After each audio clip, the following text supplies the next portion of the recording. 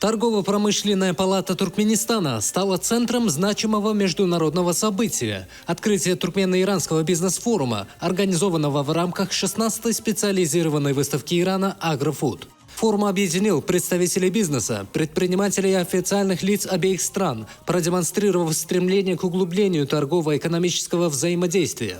В приветственной речи министр энергетики Ирана Аббас Али-Абади подчеркнул ключевые направления форума – сельское хозяйство, транспорт, транзит и энергетика.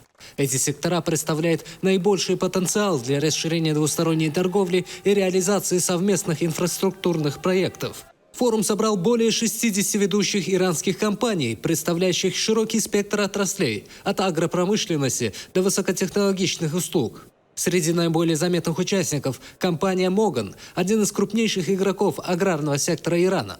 Она управляет более 40 тысячами гектаров сельскохозяйственных угодий, включая оливковые и плодовые сады, и обладает современными перерабатывающими заводами, специализирующимися на молочной продукции, оливковом масле и фруктовых изделиях. По итогам форума участники подчеркнули высокий уровень взаимной заинтересованности в развитии отношений. Завершающее выступление министра энергетики Ирана включало ключевой посыл. Форум станет отправной точкой для множества новых совместных инициатив, направленных на рост и процветание обеих стран.